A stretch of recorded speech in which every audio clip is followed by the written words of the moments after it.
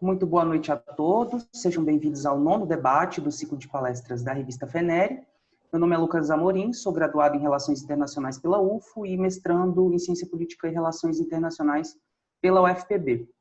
Com enorme satisfação que eu mediarei o debate dessa noite, que encerraria, o ciclo, que também foi aberto por mim no dia 21 de abril. Antes de dar início aos trabalhos, alguns avisos. O primeiro deles relacionado à pouca qualidade da minha conexão de internet. Caso eu caia da ligação, serei substituído na moderação por um dos meus colegas do corpo editorial da revista. Fora isso, o segundo deles, talvez mais interessante, é que, em virtude da falha técnica ocorrida no dia 30 de abril, que impossibilitou a participação da professora Shirley Cavalheiro Franco, a revista organizou um novo espaço, dia 21 de maio, essa quinta-feira, que contará com a participação da professora e também do professor Adriano Silva de Almeida e do senhor Jiang Guang, representante do Escritório Econômico e Comercial de Taiwan, no Brasil.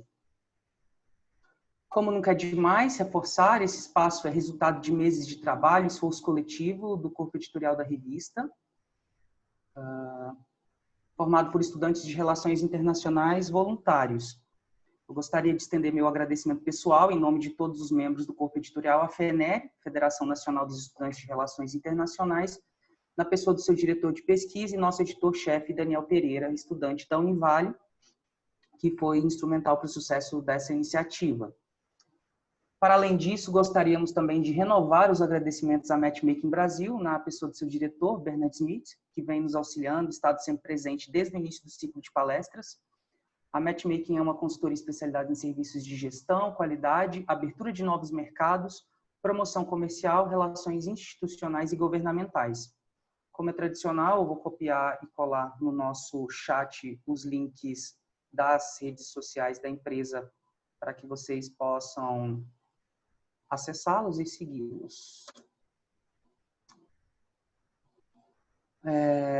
Esse ciclo de palestras ele marca o final da etapa de pesquisa, sondagem e preparação e início da efetiva operação da revista FENERE. Em breve será lançado o nosso primeiro Call for Papers e será possível submeter trabalhos para apreciação do nosso corpo editorial científico pelo e-mail revista@fenere.org.br. É uma grande honra mediar esse debate entre dois professores que fizeram parte da minha formação como internacionalista. Eu agradeço a ambos por terem aceito o convite para o espaço de hoje, apesar de todos os compromissos, e estarem construindo conosco a revista FENERE como membro do seu corpo científico. Nosso primeiro palestrante é o professor Niemeyer Almeida Filho, graduado em Ciências Econômicas pela UNB, mestre em Economia pela UNB e doutor em Teoria Econômica pela Unicamp. O professor realizou pós-doutorado pela FEA-USP no Departamento de Economia e foi pesquisador visitante da FAO em Santiago em 2008. Atualmente ele é professor titular do Instituto de Economia e Relações Internacionais da UFO, Universidade Federal de Uberlândia, e professor permanente dos programas de pós-graduação em Economia e Relações Internacionais do mesmo instituto.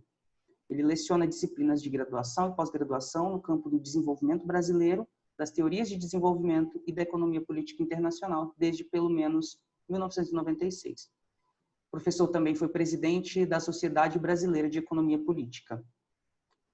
Nossa segunda palestrante é a professora Liliana Ramalho Froio, doutora em Ciência Política pela Universidade Federal de Pernambuco, graduada em mestre em Relações Internacionais pela UNB. Liliana atualmente é professora adjunta do Departamento de Relações Internacionais da Universidade Federal da Paraíba e professora do Programa de Pós-Graduação em Ciência Política e Relações Internacionais na mesma instituição. Ela atuou como na assessoria internacional da Subchefia de Assuntos Federativos da Presidência da República entre 2013 e 2014. Atualmente coordena o projeto IDEF, Internacionalização Descentralizada em Foco, que consiste em um observatório da cooperação internacional descentralizada no Brasil. Professora pesquisa e escreve sobre paradiplomacia ou atuação internacional de governos subnacionais. Os palestrantes irão proferir uma fala inicial e depois iremos partir para as perguntas do público, lembrando que os espectadores eles podem formular suas perguntas a qualquer momento durante a palestra. As perguntas serão moderadas pela nossa organização e direcionadas aos palestrantes por mim. Pedimos que, além da pergunta, encaminhe por chat seu nome, sobrenome, cidade e instituição de ensino ao qual esteja vinculado. Após essa fala inicial, gostaria de ceder a palavra ao professor Niemeyer para que possa proferir a sua exposição. Professor, a palavra é sua. Bom, muito obrigado, Lucas, pelo convite como organizador do primeiro ciclo de seminários. Prazer em conhecer Daniel Pereira, que é o editor-chefe da revista. Cumprimento a professora Liliana Freud, que eu não conhecia. E também agora perdi o nome do nosso apoiador técnico, né? Que também faz parte dessa chamada, e cumprimentar a todos que nos assistem.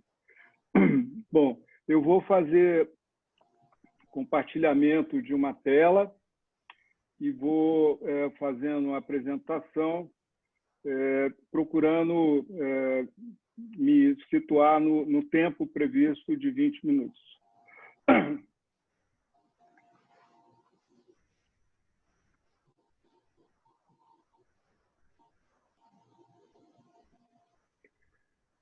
Bom,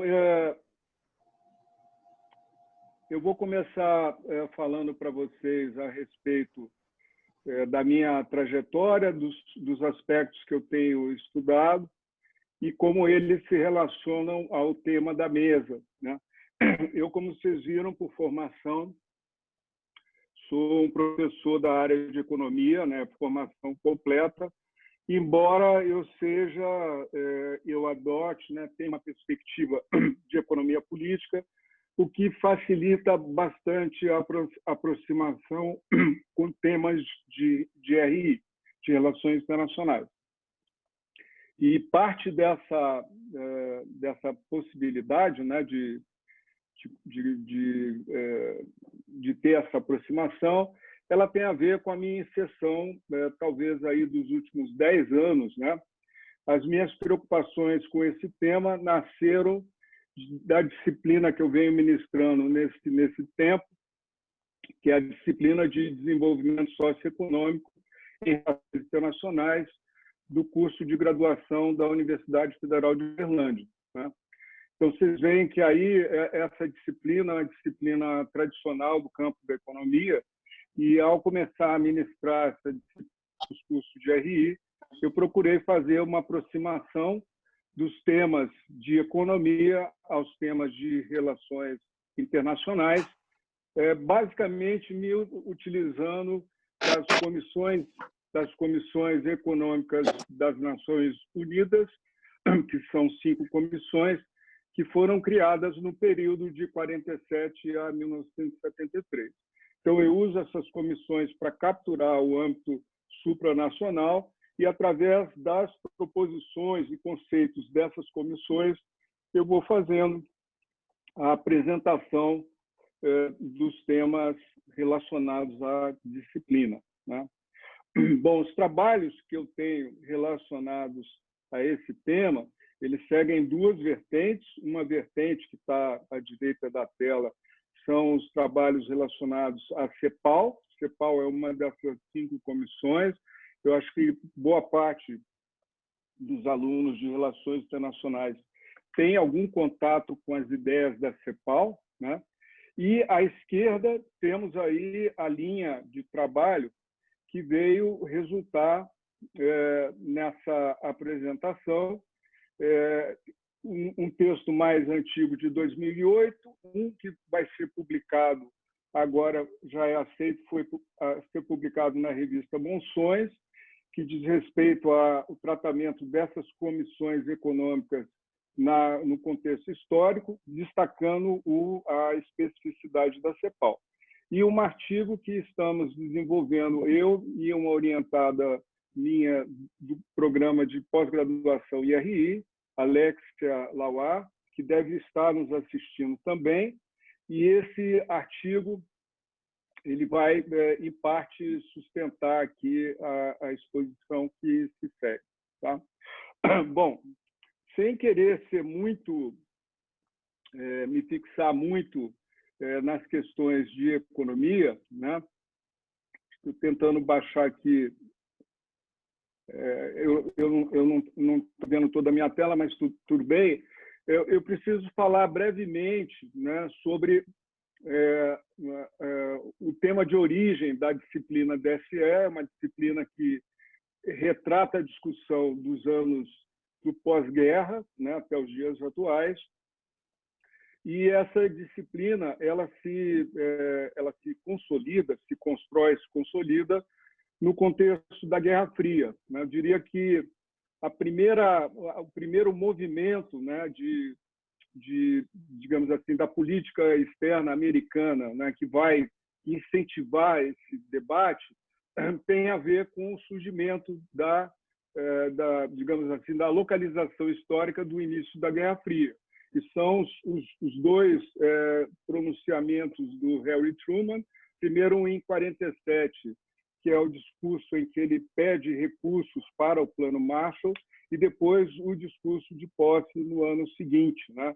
Então, naquele contexto, né, ao eleger a União Soviética como oponente e, digamos assim, como responsável por todos os males, Harry Truman e a política externa americana inicia uma discussão internacional a respeito das vantagens do capitalismo, né? E, por conta disso, faz uma série de ações políticas, né? Seja de financiamento de estudos, né? Seja de ações relacionadas à reconstrução, que visavam consolidar a ideia de que o desenvolvimento capitalista prometia mais, né, tinha mais sustentação, se relacionava ao processo civilizatório ocidental de uma forma mais forte do que qualquer opção à esquerda, né? O ponto central dessas proposições, eu não vou me ater nelas aqui, porque eu queria chegar ao ponto mais recente, primeiro desenvolvimento econômico. O indicador do desenvolvimento é o PIB per capita, sobretudo o PIB per capita, né? E, além disso, desenvolvimento se relaciona com industrialização, em razão de que, na verdade, o tema do desenvolvimento nos anos 50 não é o desenvolvimento em si, mas o subdesenvolvimento, né? Tratava-se de atrair os países do então chamado terceiro mundo, né? Então, ali você tinha uma forma muito reduzida, né, de pensar desenvolvimento. O contexto dos anos 70, eles vão alterar esse reducionismo, né? As questões históricas são várias, né? Eu levaria um tempo para falar sobre isso, mas vou aqui pedir a vocês que, provisoriamente, entendam que essa requalificação se dá em três vertentes, né? A vertente ambiental, já falo logo a seguir, a nossa principal, a vertente da pobreza e da desigualdade e a vertente da geração de empregos nos países subdesenvolvidos, que é o papel que a OIT vai cumprir nesse processo. Vou destacar aqui, demarcar a Conferência de Estocolmo, e, em relação à Conferência de Estocolmo, né, o estudo contratado ao MIT pelo Clube de Roma, que chama-se Limites do Crescimento, né? Essa conferência, ela é uma conferência que eu reservo um tempo importante das minhas aulas. Ela vai apresentar o contexto geopolítico daquele período, opondo países desenvolvidos e países subdesenvolvidos, que passam a ser, ao longo desse processo histórico de discussão, denominados pelo Banco Mundial com outra taxonomia, né? Então, a Conferência de Estocolmo, ela vai ser, de certa maneira, liderada por representantes dos países nórdicos, especialmente, no caso, a Suécia, que acolhe esse evento, né? Mas esses países vão liderar, não à toa hoje são os considerados mais desenvolvidos do ponto de vista ecológico, né? Eles vão liderar essa proposição de modificar a forma de desenvolvimento incorporando a razão tecnológica. Dali nasce uma proposição chamada ecodesenvolvimento, que é uma proposição que ficou relacionada ao nome do Maurice Strong, e, posteriormente, ela é reelaborada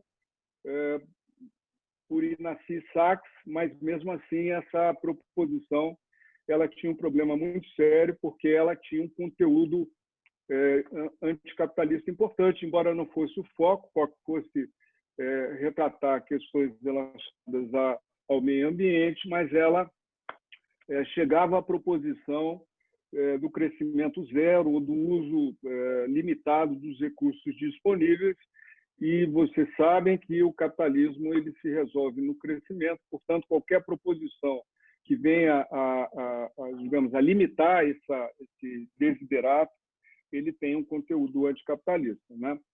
Por conta disso, o movimento da Conferência de Estocolmo, embora tenha se mantido importante, ele não teve repercussão, né? Por várias razões, né? O contexto histórico dos anos 70 é muito rico em relações internacionais e economia, né? Se produz nos anos 80 um novo contexto. A ONU cria a Comissão Mundial de Meio Ambiente, né? E encarrega essa ex-primeira-ministra, cujo nome, o sobrenome, né? Eu não vou falar os outros nomes dela, Brundtland, ela vai liderar uma comissão que vai produzir esse relatório, em que, pela primeira vez, aparece o conceito de desenvolvimento sustentável. Esse conceito vai ter como grande virtude a sua ambiguidade e a sua incorporação da dimensão ambiental sem se contrapor à dinâmica econômica, né? Então, ele vai se acomodar, né? O que é o desenvolvimento? O desenvolvimento é o desenvolvimento econômico com preservação ambiental, simples assim, né? Como é que isso se realiza? Essa é uma outra questão a ser debatida em outro plano. O conceito aí cumpre mais essa função de ser um guarda-chuva para o tema geral, né?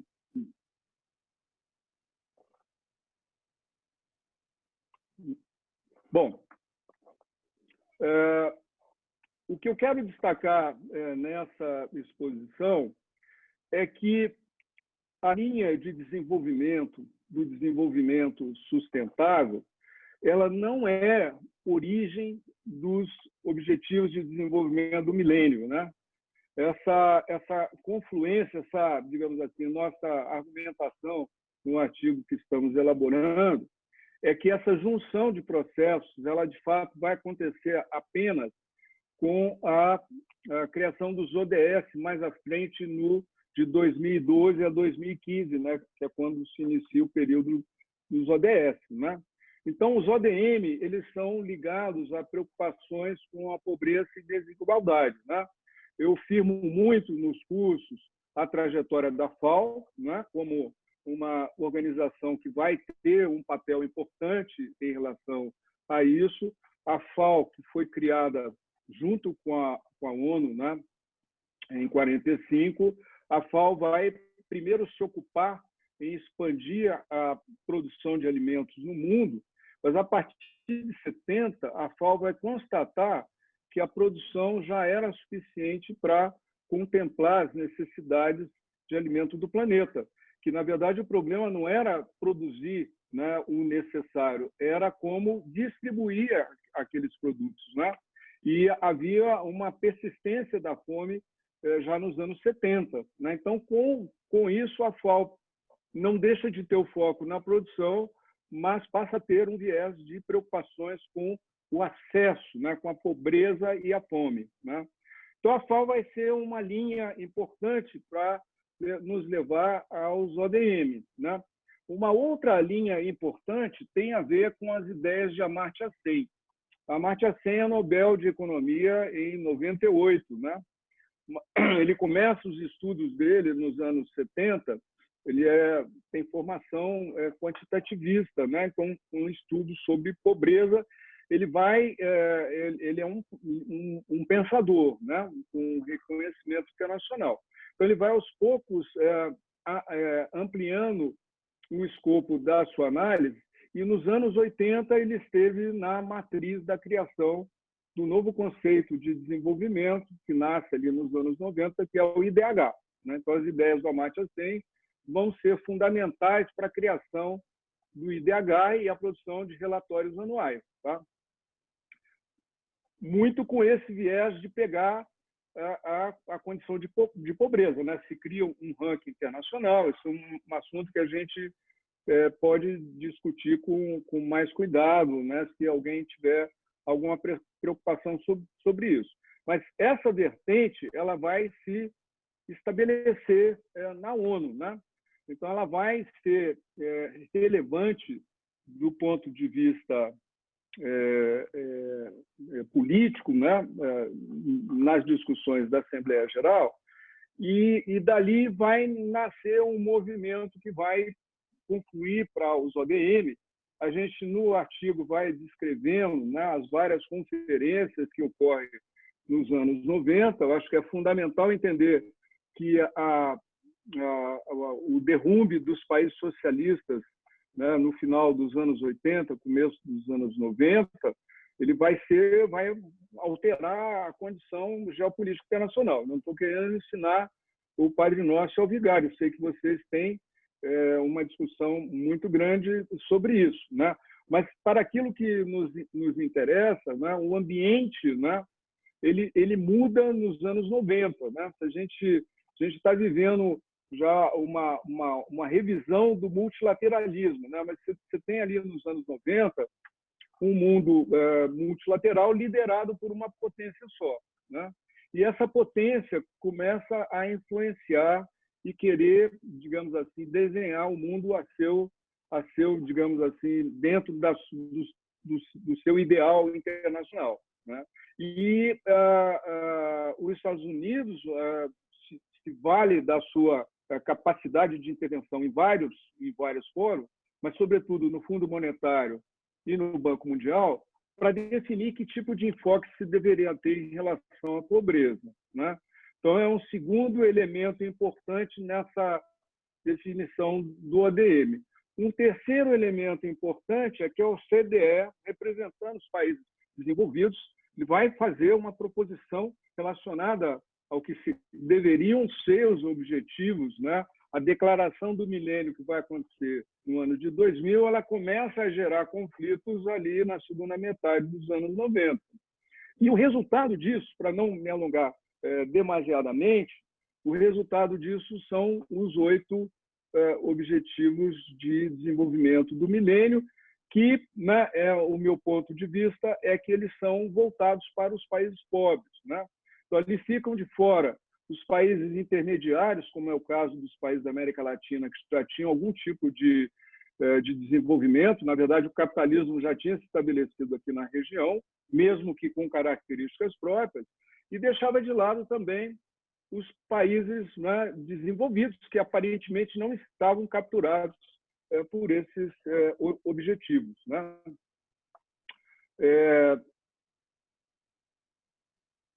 Deixa eu ver como é que eu passo.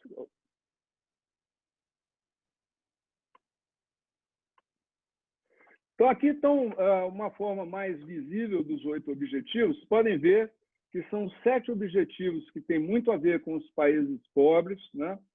E o 8º objetivo é estabelecer uma parceria mundial para o desenvolvimento, coisa que, de fato, não ocorreu, né? Dali, dos ODM, que, na verdade, você tem a Declaração do Milênio no ano de 2000, e os objetivos, né, as metas relacionadas ao ODM são criadas no ano de 2001, né, para ter vigência até 2015. Né? Então, aqui estou destacando que houve uma falta de compromisso dos países desenvolvidos com o resultado dos ODM, porque não dizia praticamente respeito a eles. Aqueles objetivos, em princípio, são resolvidos. Por exemplo, países da Europa, Estados Unidos, não têm índices de pobreza. A princípio, eles assumem que não existe pobreza em seus países, né? Então, isso vai gerar um movimento que vai ser bastante influenciado pela crise que a gente passou de 2008 para frente, né? Então, essa crise vai alterar, do ponto de vista internacional, a meu ver, as discussões de proposição política. Até porque, né, a ação do Estado, né, até ali você tinha uma clara hegemonia da visão neoliberal, né, de Estado, não diria, é um Estado mínimo, porém mais forte, né, a contradição, né? Mas essa visão ela é abalada pela crise de 2008, né? E dali para frente você tem uma outra condição que vai ser um pouco retratada pela Conferência Rio+20, né? Que vai levar à definição por um outro processo completamente diferente, com oitivas internacionais, de alcance desses que são os Objetivos de Desenvolvimento Sustentável. E daqui para frente, né, por conta dessa ampliação dos objetivos, o conceito de desenvolvimento sustentável, que seguia uma linha diferente, ele passa a ser oficializado pelas Nações Unidas para todos os órgãos sob seu guarda-chuva. E essa repercussão tem também um alcance, né, de ONGs e instituições que não estão ao alcance da ONU, de modo que esse passa a ser o conceito internacional em vigor, mesmo que seja com um nível de definição a definição muito solta, tá? Bom, aí tem os 17 objetivos, não vou me alongar, já estou terminando a minha exposição, né? E deles, né, o Brasil ingressa. Eu deixei de falar sobre os ODM, que eles vão um pouco coincidir com os governos petistas, tá? E particularmente o primeiro governo Lula, ele define como, digamos assim, como um elemento central de caracterização do seu governo o combate à fome. Ele está colocado naquele contexto, né? Mas tem toda uma discussão relacionada a isso, mas quero apenas chamar a atenção que o governo brasileiro ele alcança a projeção internacional por elevar, né, por ter uma iniciativa regional chamada Iniciativa América Latina Sem Fome, que era uma iniciativa que entendia que aquelas metas estabelecidas internacionalmente pelo ODM eram insuficientes para a região. Então, se propunha ultrapassar as metas, tanto que o Brasil ultrapassou praticamente todas aquelas metas, né? Então, os governos do PT, particularmente os dois governos Lula, eles alcançaram projeção internacional muito em cima dessa, digamos, intensificação desses objetivos. Mas, né, nos governos Dilma, já vivíamos um outro contexto internacional, de maneira que eu não sei retratar exatamente qual é a condição interna, teríamos que discutir como que a política externa ou como os compromissos internacionais do governo se refletem internamente, né? As mudanças, o golpe que derrubou a presidente Dilma, né? Foi importante, mas, paradoxalmente, a referência que eu tenho, a professora vai ajudar falando sobre isso, é que a criação da Comissão Nacional dos ODS é fruto de uma iniciativa do governo Temer. Então, o governo Temer, acho que em outubro está aí o decreto presidencial de criação da comissão, e essa comissão faz um plano de ação para o período de 2017 a 2019. Né? Essas ações foram retratadas no relatório do IPEC, está aí citado, e alcançaríamos aí o governo Bolsonaro, que eu acho que eu vou deixar para depois, para não alongar demasiado, além daquilo que eu já fiz. Tá?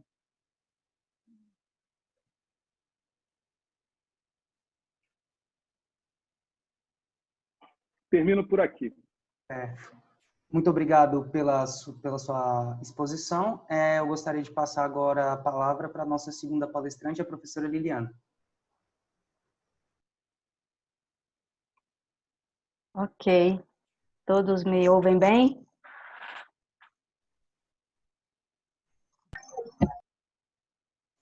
Bom, antes de tudo, eu queria agradecer também o convite da revista Fenere, agradecer especialmente o Daniel, que me contatou para participar hoje dessa palestra. Parabenizar também, né, pela iniciativa. Eu tenho visto palestras muito interessantes nesse ciclo de palestras que vocês promoveram. Também não conhecia, né, o professor Niemeyer, então saúdo meu colega de profissão. É um prazer conhecê-lo, professor, e também um prazer dividir a fala contigo hoje, né, nesse debate, que já ajudou bastante, né, trazendo informações bem relevantes desse processo de montagem, de aparecimento dessa agenda, né? E também saudar todas e todos que estão nos assistindo, né? Espero que estejam todos bem em casa, na medida do possível, bem tranquilos também, né? E peço para todos vocês um pouco de paciência e compreensão, porque eu não tenho muita familiaridade com o mundo virtual e muito menos televisivo, então não se assustem muito com a minha inabilidade, né, digamos assim. Bom, mas passando para a temática que é de interesse desse encontro, né, o tema da Agenda de Desenvolvimento Sustentável e o envolvimento dos entes federativos brasileiros com essa agenda.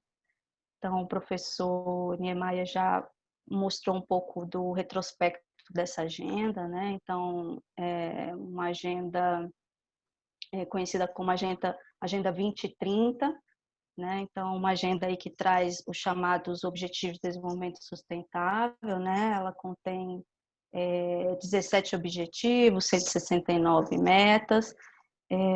Ela se diz ser uma agenda transformadora, né? Focada aí no combate à pobreza e na sustentabilidade, e possui um lema bem interessante, bem chamativo, que é o lema de não deixar ninguém para trás, né? O que reforça bastante o viés cooperativo e colaborativo da agenda, né?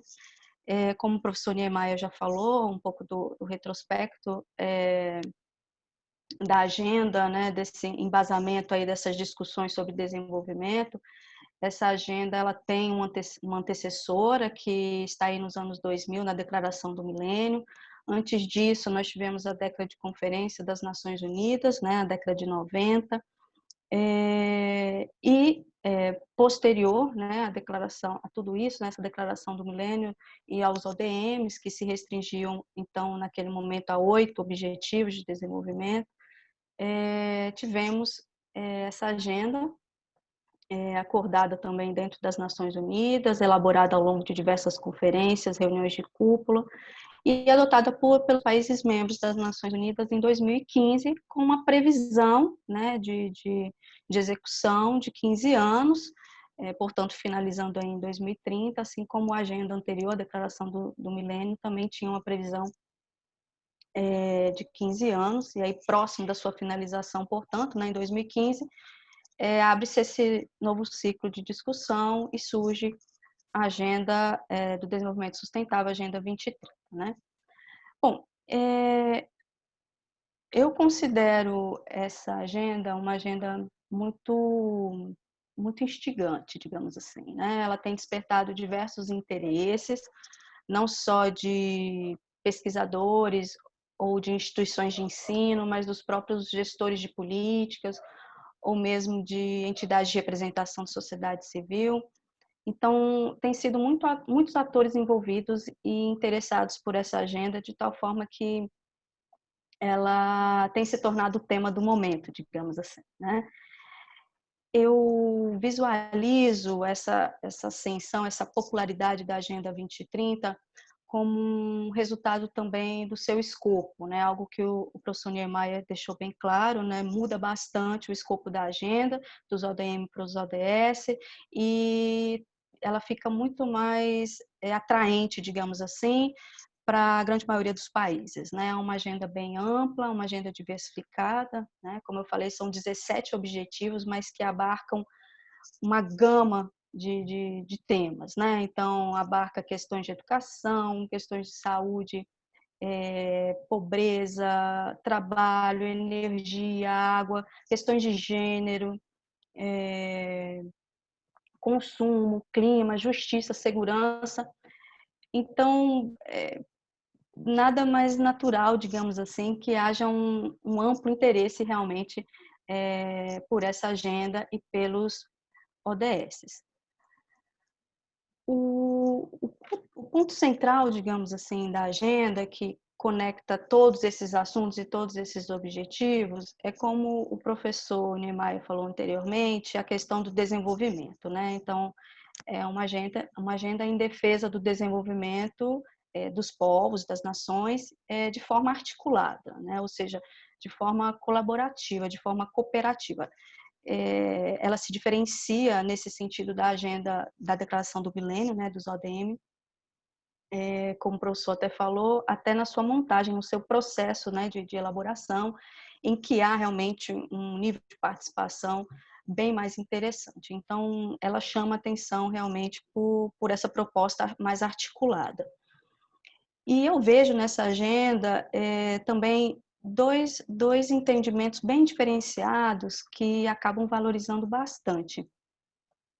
Primeiro seria um entendimento sobre os atores, né, os atores envolvidos, e um segundo seria um entendimento sobre a própria questão de desenvolvimento, né? O professor colocou de forma bem rica, né, essa visão da agenda, que a agenda traz sobre desenvolvimento, as alterações, as mudanças ao longo do tempo que se tem pelos países, pelas instituições internacionais, acerca do que deve ser contemplado, do que deve ser pensado quando se fala em desenvolvimento, né? Então, a Agenda 2030, ela já traz essa percepção, né, um pouco mais ampla sobre desenvolvimento, que considera diversos fatores e também dimensões que impactam o desenvolvimento, né? Eu não vou entrar aqui nessas visões específicas, eu acho que eu nem tenho bagagem para isso, o professor já deu uma introdução muito boa sobre isso, mas fica claro na proposta da agenda o conceito aí de desenvolvimento sustentável, né? E aí a ideia de que não basta buscar, então, um crescimento econômico, não basta buscar, então, a industrialização meramente, né? É preciso considerar aí outros fatores, que são fatores de escala humana, escala social, ou seja, questões como sustentabilidade ambiental, acesso a recursos, desigualdade e, acima de tudo, pobreza, são fatores, são questões que têm que entrar, né, na percepção de desenvolvimento dos países e que está, portanto, presente nessa nova agenda, né? E a segunda, como eu falava, o segundo entendimento, além dessa entendimento sobre o conceito, sobre, né, a percepção de desenvolvimento, que é bem diferenciada, também a questão dos atores, como eu falava, que seria o segundo elemento que valoriza bastante realmente essa agenda, né? Então, quando se traz esse lema não deixar ninguém para trás, né? Se pensa, né, também a questão de desenvolvimento como uma responsabilidade de todos. Tá? Então, o desenvolvimento não estaria, digamos,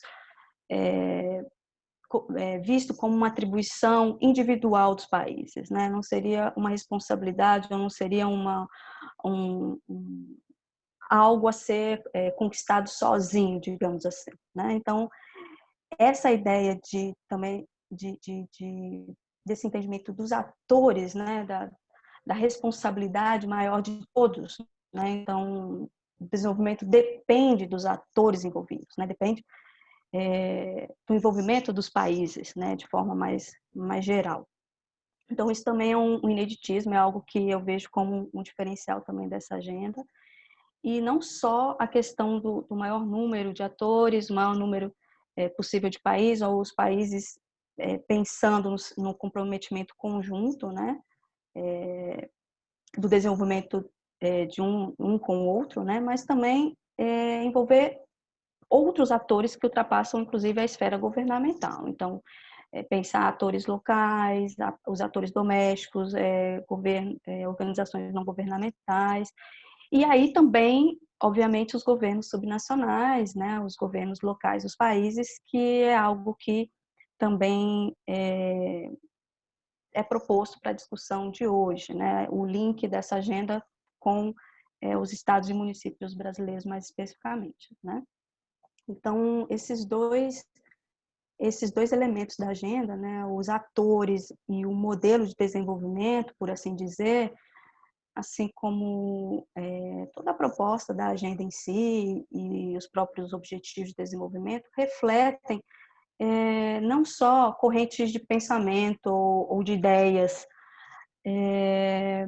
mas também um contexto material, né, que se apresenta, uma conjuntura que se apresenta em diversos países ao longo das décadas e que vai resultar claramente, né, nesse ineditismo ou na particularidade, né, que se tem primeiro com a Declaração do Milênio e depois com a Agenda 2030.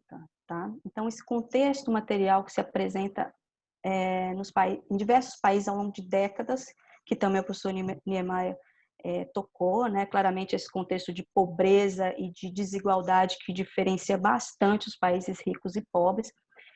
E esse é um contexto que ultrapassa realmente décadas e que resulta em um movimento mais recente. Aí eu vou trazer movimentos bem recentes mesmo para linkar com a Agenda 2030, que são movimentos conhecidos aí como Movimento do Sul Global, né? As discussões que vão surgir também sobre esse modelo de cooperação internacional voltado para o Sul, então o modelo de cooperação Sul-Sul, né?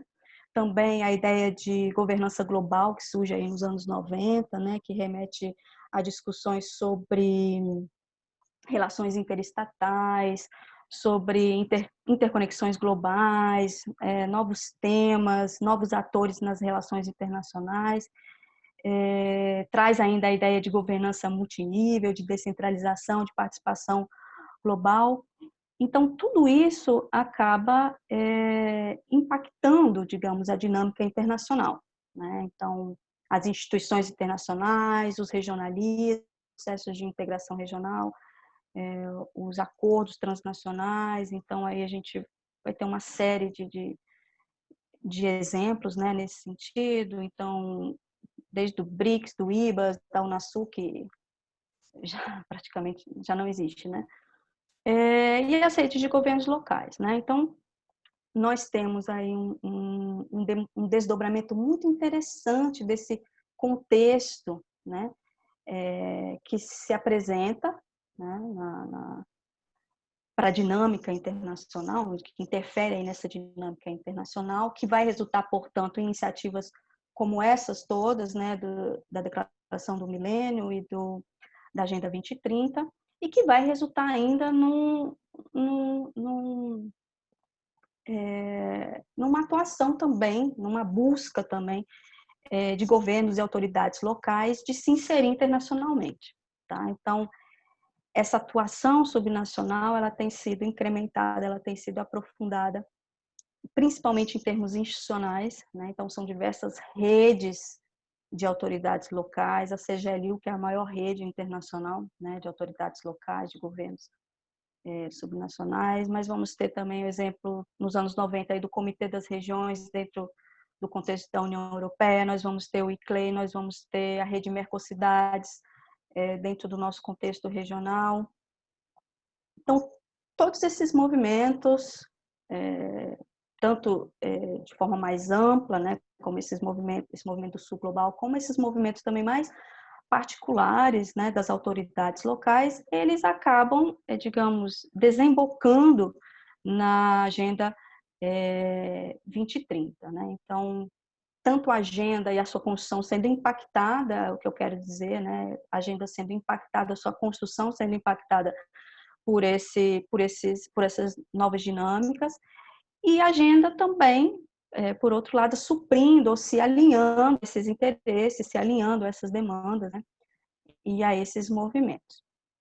Só para citar um caso bem emblemático sobre isso, é quando se cria aí o Comitê Consultivo das Nações Unidas de Autoridades Locais. É um comitê que surge aí nos anos 2000 e que se trata de uma entidade de representação das autoridades locais frente ao sistema ONU. E esse comitê ele é consultivo, não tem, obviamente, um grande poder decisório, mas está ali colocando, obviamente, as demandas dessas autoridades. E ele está vinculado à rede CGLU, como eu falei agora há pouco, e também à ONU Habitat, né, que é o Programa de Assentamentos Humanos das Nações Unidas, que possui um foco muito grande na agenda urbana e em temas relacionados ao dia a dia das cidades. Então, esse programa funciona como uma espécie de agência, né, especializada aí da ONU para essas questões urbanas. Então, a ONU Habitat, ela é responsável pelo ODS 11, que é o ODS dito ODS urbano, que vai abarcar cidades e comunidades sustentáveis. Então, só para a gente entender e perceber como a agenda realmente se vincula a esses governos subnacionais de diversas formas, inclusive institucionalmente, né? Atendendo, portanto, a essas demandas, esses interesses. E, além de tudo, quando a gente pensa a agenda, a sua implementação, o foco da agenda são as cidades, né? Porque a execução, a implementação de todos os objetivos, todas as propostas da agenda vai ocorrer aonde, né? Então, vai ocorrer realmente nas cidades, tá? Então, certamente que a agenda, ela não é também essas maravilhas, né? Ela é uma agenda que apresenta problemas, ela é acometida por diversas críticas, principalmente porque as experiências das cidades elas têm sido bem distintas em razão das suas particularidades locais, mas é uma agenda que mostra que pode haver motivações convergentes, né? Porque todos estariam pensando em questões que fazem parte da vivência das cidades, né? Então, problemas de mobilidade urbana, da infraestrutura local, questões de meio ambiente, saúde, educação. Então, há, digamos assim, grandes questões que convergem, sim, e que poderiam ser tratadas conjuntamente, de forma coordenada, por meio de uma agenda como essa. Bom, especificamente agora para o caso brasileiro, eu gostaria de trazer alguns exemplos bem breves e pontuais também, só para a gente perceber o que os governos, né, as cidades, os gestores de estados e municípios brasileiros estão fazendo ou percebendo de benefícios dessa agenda também. Então, no caso brasileiro, digamos, de 2015 para cá, né, que é quando a agenda ela foi formatada, vimos inicialmente o que o professor falou, né, esforços aí para internalizar a agenda, para adequar as metas ao contexto nacional, contexto local, para gerar conscientização e também aderência a essa agenda, para dar assistência, né? Então, há todo esse esforço nesse sentido. E o governo federal brasileiro criou, então, essa comissão que o professor Niemeyer citava, né, a Comissão Nacional para os ODS. Ela é criada em 2016, entra em vigor em 2017, e digo no passado, porque ela foi extinta, né, ela tinha realmente esse objetivo principal, primordial, de lutar pela chamada territorialização dos ODS, que seria a sua implementação nos estados e nos municípios brasileiros. A comissão foi extinta no passado, em junho de 2019, por meio de um decreto presidencial que extinguiu todos os colegiados da administração pública federal. E a agenda agora parece estar sob responsabilidade da Secretaria do Governo da Presidência da República. E, enfim, estavam previstas algumas oficinas para esse ano de 2020, mas eu não saberia dizer exatamente que pé está depois dessa pandemia, né? Mas nós temos, de fato, um novo formato de gestão dessa agenda dentro do Brasil. A comissão era formada por entidades de representação dos governos locais, universidade, o empresariado, e aparentemente essa nova governança exclui, né, pelo menos está trabalhando a princípio apenas com as instituições federais, né? No âmbito federal nós temos ainda o IPEA, que trabalha aí com os cadernos ODS para divulgar essa agenda. Temos ainda a plataforma do IBGE, que possui esses indicadores, dados específicos, né, sobre as metas dos ODS. Tivemos ainda o chamado Prêmio ODS Brasil, em 2018, a sua primeira edição, que premiava as iniciativas municipais que estivessem alinhadas aí aos ODS. E não havia um valor em dinheiro, uma premiação em dinheiro, era apenas o receber realmente esse prêmio de forma simbólica, mas, por incrível que pareça, foi um prêmio bem valorizado, aparentemente pelos governos locais. E é nesse momento que eu gostaria de citar um pouco de um levantamento que a gente fez ano passado sobre alguns dos participantes, né? Entrevistamos alguns dos participantes desse prêmio que receberam aí menções honrosas e estiveram até nas etapas finais do prêmio, né? Então, por meio do nosso projeto do Observatório da Cooperação Internacional Descentralizada, que é o projeto IDEF, e aqui eu já agradeço a muitos dos membros que também estamos assistindo, né, do projeto, porque ele só é possível por causa de alunos engajados do curso. E houve um momento específico que nós fomos atrás, então, dos ODS e o aluno Matheus, né, que também está agora assistindo, já faço também a referência a ele, o agradecimento. Ele buscou, mapeou e entrevistou gestores locais de duas pequeninas cidades nordestinas, né? A cidade de Picuí, na Paraíba, que aí tem cerca de 18 mil habitantes, né? E a outra cidade de Petrolândia, em Pernambuco, que é um pouco maior, né? Tem aí os seus cerca de 30 e poucos mil habitantes, né?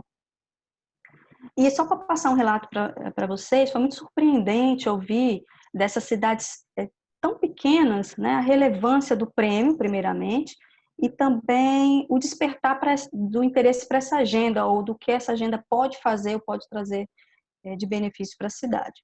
Então, foi relatado que os ODS agregavam muito valor aos projetos municipais, muitos projetos já estavam em andamento, o que eles fizeram foi apenas se alinhar realmente a esses objetivos de desenvolvimento sustentável. Isso trouxe visibilidade aos seus projetos e, além disso, eles puderam ter contato com todas as ferramentas, com todas as possibilidades da agenda e visualizaram ali realmente uma oportunidade de gerir, né, de gestão pública, de consubstanciação das políticas públicas locais, né, porque o que acontece? Elas são, a Agenda 2030, ela traz mecanismos, né? Ela traz indicadores para monitorar, avaliar políticas públicas, né? Então, a ideia é que esses planos de governo, eles possam realmente se beneficiar dessas ferramentas trazidas pela Agenda 2030, tá? Então foi bem realmente surpreendente ouvir esses relatos, os relatos completos depois vocês podem procurar lá no nosso site do Observatório, né? Para não alongar muito aqui a nossa discussão. Além disso, eu vou citar algumas iniciativas também das entidades de representação que nós temos no Brasil, como o caso da CNM, que lançou em parceria com o PNUD um guia para a integração dos ODS nos municípios, né? Um guia para essa gestão 2017-2020, que é uma espécie de passo a passo, e também de formatação de exemplos, de estratégias para se alinhar aos ODS, né? A ABM também, que é a Associação Brasileira de Municípios, realizou formatou um projeto, né, que chama Parceria pelo Desenvolvimento Sustentável, realizou algumas oficinas regionais sobre a agenda, e essas oficinas, elas tiveram o objetivo de alimentar e de lançar também um observatório de políticas públicas dos municípios, e esse observatório estaria atrelado às políticas públicas alinhadas aos ODS. Tem também as próprias entidades de representação regional, que têm promovido exemplos. Eu vou citar aqui um caso bem interessante, que é o caso do SESI Paraná, que criou o seu próprio prêmio ODS para premiar cidades paranaenses. Criou também um banco de boas práticas de ODS. Tem também o caso do estado de Santa Catarina, que também criou o seu próprio ODS. O Tribunal de Contas do Estado de São Paulo, que em 2018 ele anunciou também uma parceria com o PNUD e que iria passar a monitorar a adoção dos ODS nos municípios paulistas. O caso do Maranhão, também, do Estado do Maranhão, que tem produzido também alguns eventos para os gestores locais. Então, nós temos um panorama bem interessante, né, aqui no Brasil. Tudo realmente passa pela questão da mobilização, e eu acredito que essas entidades de representação e, em determinado momento, o governo federal, porque eu não posso dizer do governo atual, né, mas porque é algo muito recente, essa mudança é muito recente, mas o próprio governo federal também houve um momento aí que buscou mobilizar esses governos locais e levar realmente algum incentivo e esclarecimento para aderência a essa agenda. Então, nós temos tido realmente movimentos bem interessantes dentro do Brasil. O que faz a diferença também são as lideranças locais, tá? O comprometimento das lideranças locais ou a visão das lideranças locais, que talvez baste realmente esse esclarecimento, muitas vezes essa mobilização para tentar inseri-los, né, dentro da agenda. E eu acredito, para finalizar, que essa discussão não deveria ser apenas sobre os pontos positivos e negativos dessa agenda, tomando uma posição, portanto, ou de defensor ou de crítico dela, né? Eu acho que a discussão deveria focar em algo que sempre se perde quando passamos para o nível internacional, que é a questão da participação dos atores.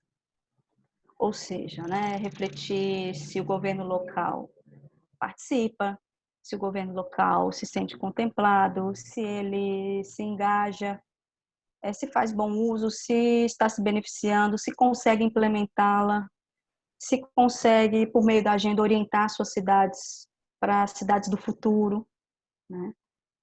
Enfim, na atual conjuntura, principalmente, eu acredito que é um pouco por aí, né? Pensar em engajamento e participação, que são bons pilares, né? Para medir aí também a nossa democracia, e com certeza esse caminho democrático consiste na melhor opção mesmo para alimentar qualquer boa discussão, né? Obrigado pela exposição, professora Liliana. Agora passamos ao primeiro bloco de perguntas dos espectadores. Acredito que nós já temos algumas perguntas formuladas, eu vou fazê-las todas no mesmo bloco. A primeira pergunta é do Ítalo Gouveia, da Universidade Federal de Uberlândia. Considerando que a projeção internacional do Brasil, tradicionalmente pautada em consonância com a preservação do meio ambiente, parece estar sendo minada pelo atual do governo. Ela acabou. Agora Nesse nós sentido, em que medida é possível considerar que a recente articulação... Eu acho que tem alguém Como que tira a vovó daqui? com o áudio aberto. Pronto, acho que resolveu. Vou voltar para a pergunta.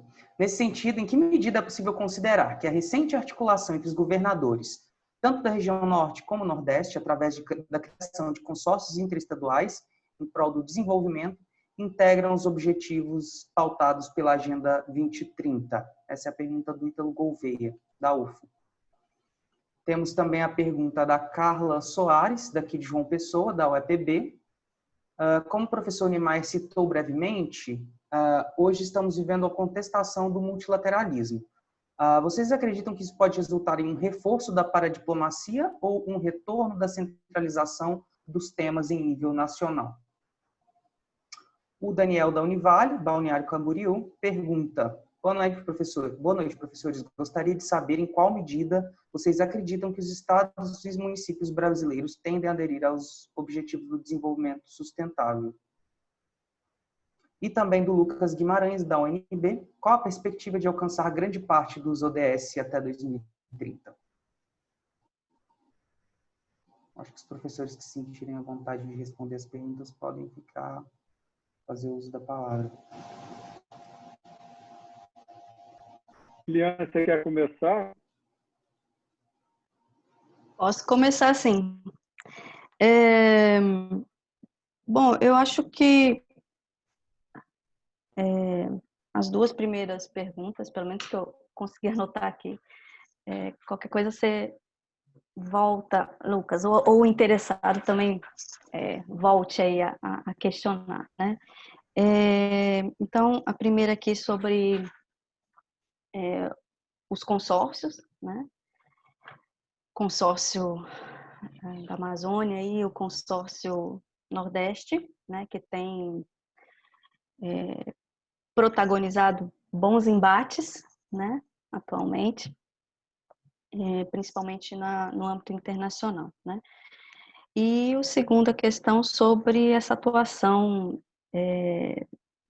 internacional, né, de estados e municípios, que a gente denomina aí de paradiplomacia, diante da atual conjuntura. Então, como eu falei, são perguntas interligadas porque, em grande medida, os consórcios, eles também são fruto da atual conjuntura, né?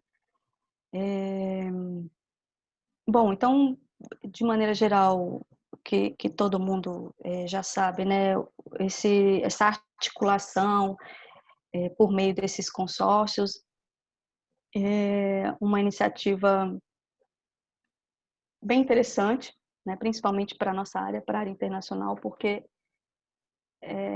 tradicionalmente os consórcios que nós temos visto se formarem no Brasil, eles não digamos, têm tido essa abrangência, né, da agenda internacional. E, ao contrário, portanto, dessas iniciativas mais recentes. Então, isso está bem ligado realmente à nossa atual conjuntura, que eu acredito que tem, sim, propiciado e beneficiado a atuação internacional dos entes federativos brasileiros, né? Porque claramente nós tivemos uma drástica mudança na política externa brasileira, em termos de alinhamentos, né? Nós conseguimos ir e vir dentro dessa agenda, né, da política externa brasileira. Então, começamos atacando a China, depois voltamos atrás, começamos atacando, né, países do Oriente Médio e dizendo que, né, valorizaríamos aí uma relação com Israel, e aí depois tivemos que voltar atrás. Então, diversas idas e vindas, diversos problemas depois relacionados às queimadas, como vocês vão lembrar muito bem. Então, isso gerou, ou tem gerado até hoje, claro, com todas as declarações também mais recentes, problemas internacionais relevantes, né? E por isso, né, por isso que eu digo é uma conjuntura favorável, por esse perfil, né, da nossa atual presidência e que formata, portanto, a nossa política externa brasileira, é que tem favorecido essa atuação subnacional mais intensa no âmbito externo, né? Vocês vão lembrar aí que diversos governadores tiveram, né, por meio do consórcio, rodando aí países europeus, se descolando da política externa brasileira, né? Se descolando da posição internacional da nossa presidência, né? Então isso é algo bem relevante, né, para ser considerado. Como que os consórcios e os ODS dialogam, né? Bom, primeiro porque é isso, né? Como eu falava no início, essa é uma agenda que é uma agenda bem ampla, é uma agenda que comporta muitos temas e que satisfaz, digamos assim, a realidade de muitos desses estados e municípios brasileiros, com certeza, tá? O que eu tenho visto de notícias, principalmente por causa da pandemia, né, se questiona muito, e aí já fazendo o link com a quarta pergunta, né, se discute muito sobre a completude dessa agenda em 2030. Né? Se discute muito se serão revisados essas metas, né? Em razão, obviamente, de uma crise sanitária que vai ter desdobramentos em diversas áreas, né? Principalmente econômica, mas, enfim, pensando na agenda, né? Questões de trabalho, questões do clima, né? Questões de educação, segurança pública. Tá? Então, claramente que esses movimentos institucionalizados por meio de consórcios, né, ou né, inseridos em redes mais amplas, eles vão acabar tocando, eles vão acabar realmente sentindo essa necessidade de tocar em todos esses pontos da agenda. E a agenda tem sido, como eu disse, bem mobilizada e muito mais naturalizada para os entes federativos brasileiros. Eles têm um conhecimento maior. Então, eu acho que não vai ser algo muito distante dos consórcios, né? E sobre a revisão desses ODS até 2030, isso é uma incógnita. Eu não sei se vocês estão percebendo, mas tem muitas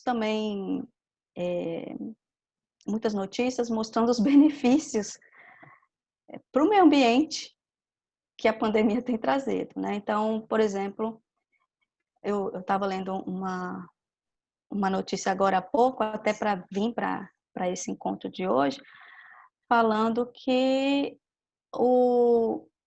obviamente por meio dessa catástrofe, mas a questão da emissão de CO2, por exemplo, reduziu drasticamente com a pandemia, né? Então, com isso, se imagina, ou se faz uma prospecção de que a meta sobre a emissão de gás de efeito estufa, ela pode ser batida até 2030, em razão desse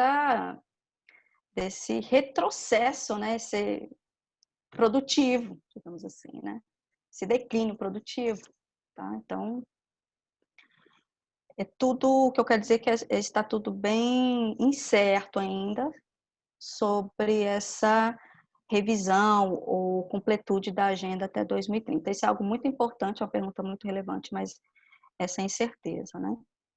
E sobre a aderência dos estados e municípios à agenda, eu acho que eu falei um pouquinho agora há pouco.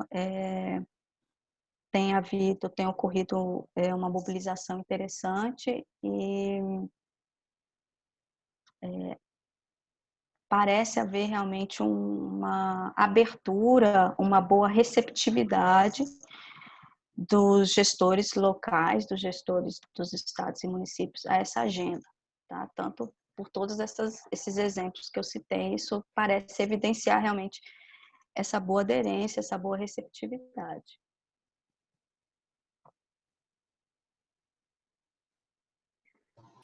Bom, sim. Da minha parte, gostaria de fazer uma consideração, depois vou a cada uma das perguntas, tá? Eu entendo que os ODS, eles são, como a própria denominação já diz, são objetivos, né? Eles foram alcançados em negociações complexas do ponto de vista internacional, a gente já falou um pouco sobre isso, e assim, não dá para a gente aprofundar muito sobre isso, tendo em vista o caminho que a gente está seguindo na discussão. Mas o que eu queria trazer para vocês, na minha opinião? Eu acho que os ODS, do ponto de vista internacional, eles não propõem uma trajetória, quer dizer, eles não propõem comprometimento da comunidade internacional, né, dos vários países, com o sucesso de cada um deles, né? Eles ficaram como um conjunto de princípios que deveriam ordenar o desenvolvimento nacional, e a cada um dos países, né, fica a responsabilidade de definir seu próprio caminho. Ora, parte desses objetivos dizem respeito a mudanças, né, na condição de desenvolvimento que exigiria uma clara rediscussão internacional. Por exemplo, se a gente pegar o caso das patentes, né, as patentes se tornaram importantes dos anos 90 para frente, então a quebra de patentes importantes para o desenvolvimento dos países pobres ou em desenvolvimento não está em discussão, né, e assim muitos outros temas, né. Bom, esses ODS, né, podemos depois aprofundar sobre isso, eles tiveram uma vigência breve, né, como foram pensados. Veja se a professora Liliana concorda. A questão é que, com a eleição do Trump nos Estados Unidos, a posição, digamos, a postura do governo Trump em relação à ONU e às organizações, às agências que compõem a ONU, mudou radicalmente, como estamos assistindo agora. Então, aquela ideia de confluência de esforços em prol do desenvolvimento internacional, eu penso que ela se perdeu ali no período de 2016, 2017. Né? Acho que o governo Temer foi um suspiro de uma condição internacional que se perdeu. Né? Bom, então isso nos leva, que eu acho que é o ponto em discussão, das possibilidades brasileiras de levar adiante esses objetivos. Parecem objetivos civilizatórios todos eles, né? Que foram de consenso internacional. Como se alcançar esses objetivos? Isso cabe ao governo federal, né, articular as ações nesse sentido. Né? Na institucionalidade brasileira, essas ações deveriam compor os planos plurianuais, os PPAs. Né? Os PPAs foram, talvez, mais relevantes para os dois governos Fernando Henrique. Os dois governos Fernando Henrique prepararam quadros para realizar o planejamento ligado aos PPAs. Os governos Lula tiveram esforço de construção do PPA, mas não se mobilizaram tanto para isso, né? E talvez o governo Temer tenha sugerido um caminho que se perdeu rapidamente. Né? Então, qual é o problema brasileiro? Né? Opa, temos aí O problema brasileiro é que... Tentando solucionar aqui o problema. Tá bom. Pessoal, por favor, eu peço que desativem o áudio para não atrapalhar a exposição do professor. O problema brasileiro é que temos um governo liberal, né, com perfil ideológico de direita fora do seu tempo. Tá? Ele está fora do seu tempo, ele está propondo liberalismo no mundo em mudança, né, que isso não cabe. Isso teria tido alguma repercussão se fosse nos anos 90, nos anos 2020, né, eles são sem sentido. Então, o nosso problema é que, isso gostaria que a professora Lidiane tratasse disso, é que nós estamos quase numa discussão de paradesenvolvimento. Não sei se estou sendo herético na referência, né? Mas a iniciativa dos entes subnacionais é que está fazendo diferença, né, em se buscar um caminho do desenvolvimento. Então, os ODS funcionam como, digamos assim, aqui em Minas se chama a cenoura que conduz o burro, né? Aquela cenourinha que você põe à frente da carroça para o cavalo ou o burro andar, né? Então, a cenoura seria os ODS, ficaria a cada iniciativa dos entes subnacionais se tem condições ou não de perseguir aquilo, né? Bom, evidentemente, a condição específica de cada ente nacional ela vai variar muito, né? Eu acho que vocês estão cientes que perto aí de 2/3 dos municípios brasileiros dependem de transferência de recursos federais, tá? Então, esses municípios, quer dizer, 2/3 dos municípios brasileiros, não têm condição alguma de levar adiante um desenvolvimento próprio, né? Então, nós temos aí uma possibilidade de que as regiões metropolitanas do Brasil, 13 regiões metropolitanas, sirvam de referência, mas as condições são tão desiguais no Brasil que eu diria que é difícil se ter uma abordagem nacional. Então, acho que teremos que discutir. Mas, indo aqui para as perguntas, né? O Ítalo, considerando que a projeção internacional está nesse sentido, a recente articulação dos governadores, eu penso que nós temos um problema federativo no Brasil, que é ligado à distribuição dos recursos que são gerados no território nacional. Esse tema está em discussão recorrente, né? E está ligado à reforma tributária. Então, acho que, enquanto não for resolvido ou não se alcançar um novo pacto federativo, as iniciativas dos entes subnacionais para alcançar uma posição nacional serão muito difíceis, na minha opinião, tá? A Carla Soares, né? Eu acho que te respondi dizendo que, olha, o governo liberal, né, radical de direita, está fora do lugar, tá? Então, nesse contexto, as iniciativas dos entes subnacionais são muito relevantes, né? Não sei se elas alcançarão efetividade pela razão que eu apontei de ausência de recursos. Isso aí dependeria de uma discussão importante, que eu não sei se ela alcança o âmbito das relações internacionais, que é o chamado capital social, né? Então, as diferentes condições dos entes subnacionais de se mobilizar socialmente em torno de alguns objetivos, né? Se a desigualdade é muito forte no município ou no estado, é difícil se alcançar um acordo social em torno de objetivos que sejam comuns a todos. Daniel Pereira, gostaria de saber em qual medida vocês acreditam que estados e municípios, eu acho que acabei de falar sobre isso, né?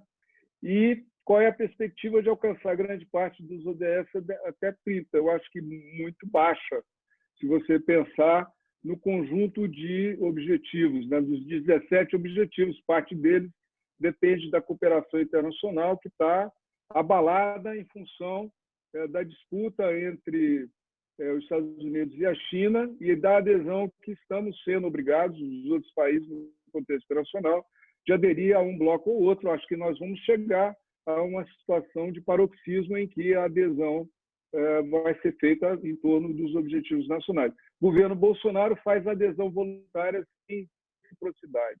É um caso único aí no contexto internacional. Eu acho que as nossas perguntas foram respondidas, né? Nenhum dos colegas se manifestou, complementando as perguntas que foram feitas. Gostaria de perguntar se algum dos professores gostaria de fazer algum tipo de... Surgiu uma pergunta, vamos fazer ela.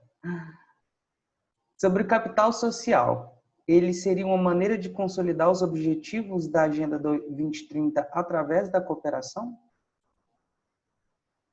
Acho que em relação à fala do professor Niemeyer. Bom, vocês estão me escutando, que eu tive que tirar o meu... Tá? Sim, perfeito. O capital social é uma vertente da discussão de desenvolvimento que ele é bem interessante para capturar uma determinada situação. É possível se dizer que determinado ente subnacional tenha um capital social relevante e maior do que um outro ente. Você consegue comparar as situações. Mas é muito difícil fazer proposições para que se alcance um capital social. O capital social ele exige mobilização social em torno de objetivos coletivos, né? Então, como realizar objetivos que são coletivos, né, numa sociedade, em vários níveis, em que se observa grande desigualdade? É preciso que se tenha um comprometimento dos vários indivíduos que compõem aquela comunidade ou sociedade subnacional em torno do alcance daquele, entender que esses objetivos, se eles forem alcançados coletivamente, eles serão benéficos a todos, né? Essa é, digamos assim, em palavras muito livres, né, e sem rigor, o que seria a ideia de um capital social. É uma sociedade organizada, né, em torno de objetivos que sejam coletivos, né? Então, existem vários municípios no Brasil que têm política de desenvolvimento social em que a mobilização ela ultrapassa o âmbito público, né? Eu acho que a professora Liliana falou um pouco sobre algumas situações, né? Talvez ela pudesse descrever melhor a partir da pesquisa que ela está fazendo, né? Mas é muito difícil se ter uma política para estimular que todos os municípios alcancem uma condição de capital social daqueles que são mais exitosos, né? A gente sabe dizer por que um município, né, ele alcançou sucesso, né, em termos de desenvolvimento e dizer por que outro não, mas você não sabe dizer como que esse que não alcançou êxito pode obter uma condição social, né? É difícil isso, né? Ela vai entrar na discussão da estrutura social, de que tipo de economia se tem, se as empresas são grandes ou não, se os benefícios da produção daquelas empresas são entendidos localmente, ou há um certo extrativismo, né? As empresas se apropriam da condição econômica do município e aquele benefício vai se dar em outro local, coisas assim. Mas eu acredito, né, que os objetivos da agenda vão alcançar muito poucos municípios brasileiros, né? Essa é a minha opinião, mas ela é pouco fundamentada em trabalho empírico. Eu não tenho trabalho sobre isso. Certo, professora, deseja fazer algum tipo de consideração final? Eu ou o professor Niemeyer? Lucas? Você é a senhora. Não, eu só queria tocar em alguns pontos também que o professor traz, são pontos muito interessantes e relevantes para pensar a agenda, né? E tem algo que eu sempre falo para os meus alunos, né? Porque eu tenho estudado sobre essa paradiplomacia, essa diplomacia paralela de estados e municípios, já tem um bom tempo, acho que nem sei, acho que 2007. E o que eu tenho dito para os meus alunos é que tem essas duas faces, né? Essas duas facetas ou desafios, digamos, dessa área de atuação, acerca da atuação internacional de estados e municípios, que tem a ver com recursos, né? Por que eu digo que são duas faces? Primeiro, porque o ente federativo brasileiro que tem recursos, ele consegue atuar internacionalmente e se inserir nessas agendas ou nessa dinâmica internacional, nessas instituições internacionais, com uma capacidade diferenciada, né? Porque você precisa de recursos para mobilizar pessoas, para receber comitivas, você precisa se deslocar, você precisa investir, você precisa... Enfim, é uma série de etapas, de passos, para você realmente aprofundar e ganhar densidade na internacional. Tanto que não é algo fácil de se fazer. Se fosse assim, você teria uma representação internacional de cada ente desse espalhado por aí, né? Você não necessitaria do governo federal, do Itamaraty, desses órgãos centrais que tem, obviamente, não só o aparelho, né, o recurso humano, mas também esse recurso material, de fato, para executar uma agenda internacional mais robusta, né? O outro lado, no entanto, que eu digo sempre que tem da paradiplomacia, é exatamente esse que o professor falou. Para aqueles municípios, ao inverso, né, que não têm condições e que têm uma grande dependência de recursos domésticos, de recursos do governo federal, apesar deles não terem grandes condições de atuar internacionalmente ou de ter uma maior densidade em termos de proposta de consubstanciação de uma agenda internacional, eles podem sim ser atraídos exatamente por causa dessa condição, que é se desvencilhar ou, de certa forma, vou dizer, diversificar sua dependência, né? Mas de realmente trazer outras oportunidades para o município, né? Então, muitas vezes a gente pensa na questão do endividamento. Esses municípios não têm capacidade de endividamento. Então, de ir até essas instituições financeiras internacionais, apresentar projetos e liberar recursos, né, por meio do endividamento. Mas a atuação internacional, ela não se dá meramente por essas bases, por esses caminhos, né? Então, dentro desse movimento do sul global que a gente tem visto, há muito interesse no norte, né, os países do norte, nos países europeus, e aí eu cito de novo até o caso do consórcio da Amazônia, né, mostrou um pouco isso também. Há muito interesse desses países por, digamos, se inserir, né, se inserir nesses locais mais vulneráveis, né? Então, é uma oportunidade que a gente chama aí, em outras bases de cooperação, né? Uma cooperação técnica, eles recebem doações, eles recebem doação de material. Tem aqui o projeto do Banco Mundial, que é um projeto já antigo, né? Vinculado também ao governo federal, de desenvolvimento rural, né? E também pelas nossas andanças, né, nas pesquisas, a gente vê como que essas cidades pequenas, né, exatamente esse modelo de cidade dependente de recursos, eles se beneficiam dessas ações cooperativas, né?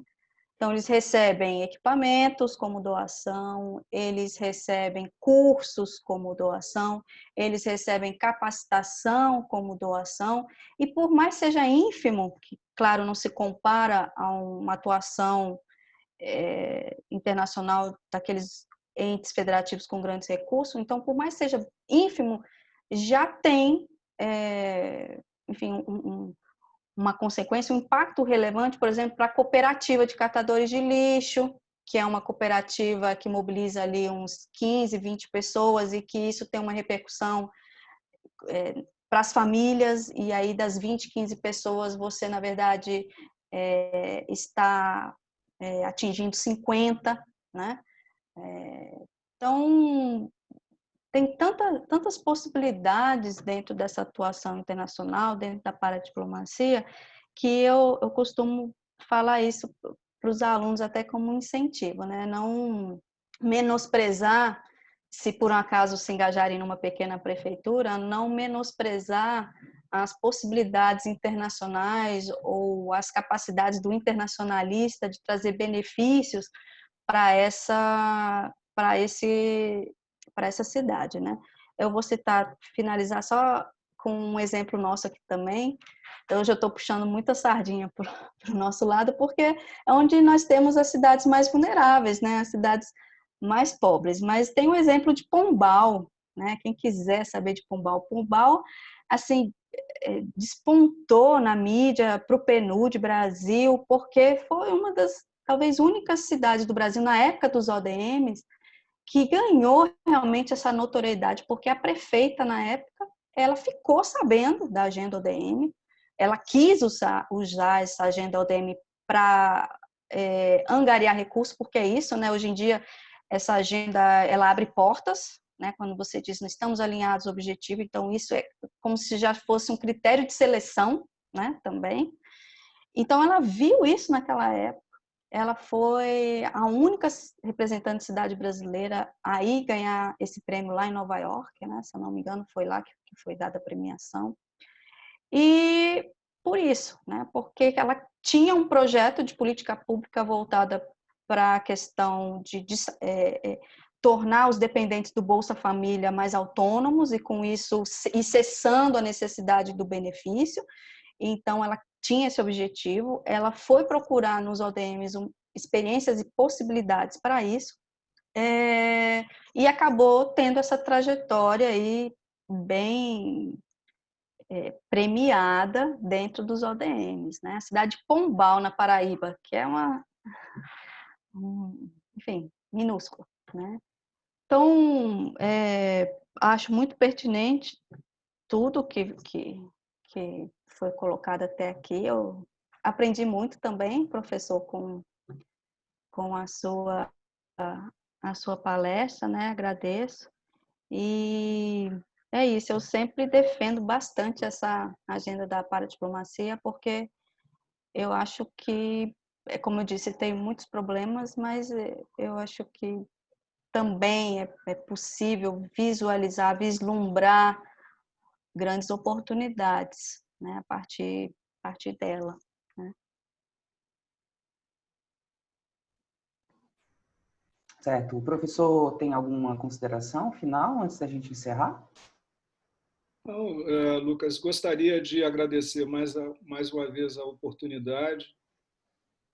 Foi muito bom conhecer a professora Liliana e também a gente não tem contato visual com as pessoas que estão na sala. Pensei que a gente foi próximo a 60 pessoas na sala, então cumprimentar a todos, agradecer por nos ouvir e dizer que, naquilo que for possível, apoiar o projeto da revista, eu estou à disposição, né? Agradecer aí a todos que estão envolvidos com o projeto da revista, na figura do redator-chefe, Daniel Pereira, né? Então, abraço a todos, muito obrigado. Professores, nós aqui agradecemos a participação e também dos espectadores que têm acompanhado as nossas palestras, alguns que se mantiveram, a maioria deles se mantiveram conosco até o final. E fica também o convite para o nosso próximo evento do ciclo, que ocorrerá na quinta-feira, dia 21, com a professora Shirley Cavalheiro Franco, o professor Adriano Silva de Almeida e o senhor representante do Escritório Econômico de Taiwan no Brasil. Terá o tema, perdão, só um momento, a resposta de Taiwan ao Covid-19. Muito obrigada a todos os presentes, especialmente aos professores, palestrantes, ao Bernard e aos outros colegas do corpo editorial da revista. Muito obrigado. Boa noite.